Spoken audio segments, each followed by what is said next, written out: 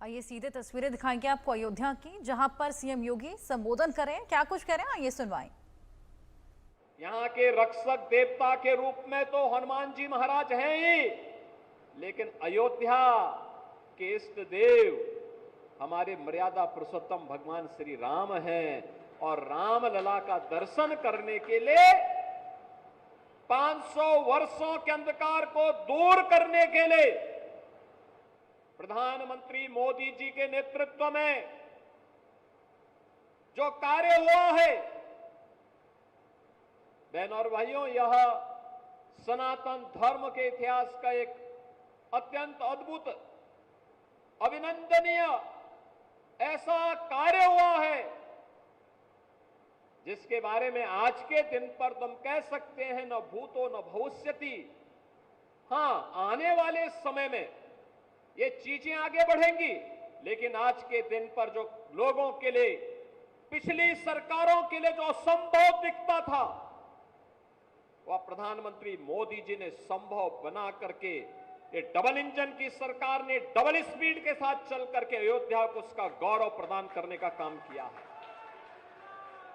हमारे पूज्य संत आज इस बात का एहसास करते होंगे। याद करिए 2014 के पहले, 2017 के पहले अयोध्या के, हनुमानगढ़ी के या देश भर के संत जब इधर उधर कहीं जाते थे, यात्रा के दौरान कितनी कठिनाई होती थी, कितनी परेशानी होती थी। लोग आदर के भाव से नहीं देखते थे,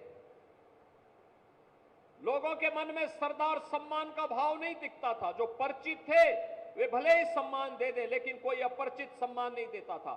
आज मैं गारंटी के साथ कह सकता हूं, आज के दिन पर आप देश के अंदर कहीं जाएंगे, अयोध्या का नाम बोलेंगे, राम जन्मभूमि का नाम बोलेंगे, हनुमानगढ़ी का नाम बोलेंगे, सामने वाला व्यक्ति आपके सामने झुक करके आपको सम्मान देता हुआ दिखाई देगा।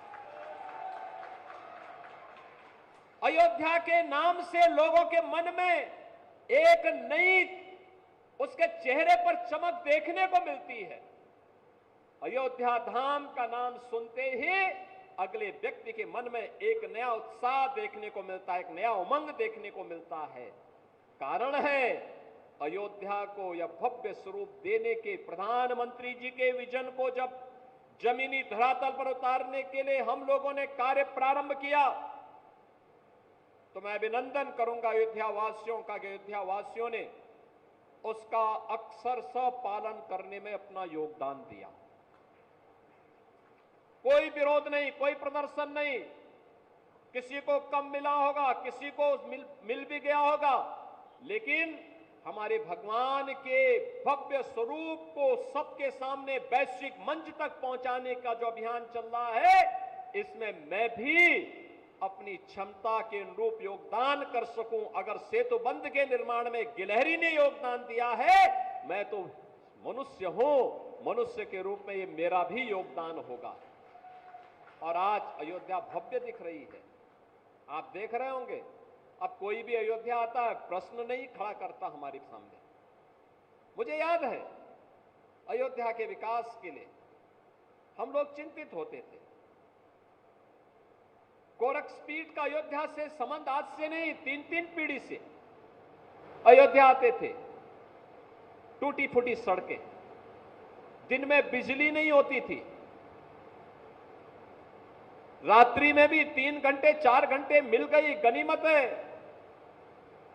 गलियों में गंदगी रहती थी, घाटों में गंदगी रहती थी। राम जी की पेड़ी का पानी निकलता ही नहीं था, वहीं सड़ता रहता था। और अव्यवस्था का आलम इस कदर था, हर दूसरे दिन कर्फ्यू, बंद, अव्यवस्था,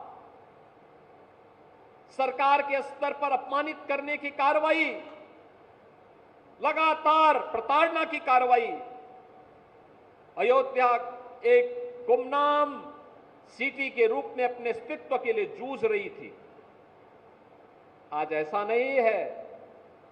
याद करिए, जब पहली बार हम लोगों ने अयोध्या धाम में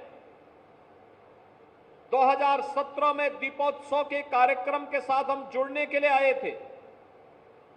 मेरा विश्वास था ये दीपावली तो अयोध्या ने दी है दुनिया को, भारत को दिए सनातन धर्म का प्रमुख पर्व और त्योहार अयोध्या ने दीपावली के रूप में दिया है, और भगवान श्री राम ने विजयादशमी का पर्व भी लंका विजय के उपलक्ष्य में इसी अयोध्या की देन है।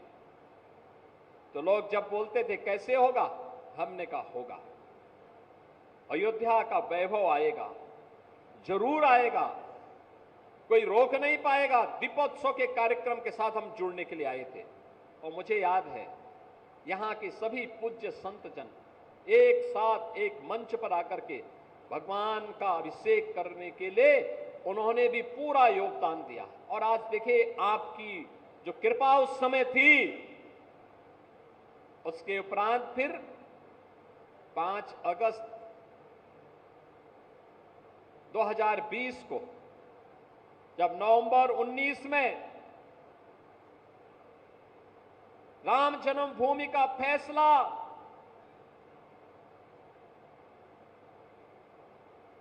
हिंदुओं के पक्ष में व सनातन धर्म के पक्ष में राम जन्मभूमि तीर्थ क्षेत्र ट्रस्ट के नाम पर हुआ,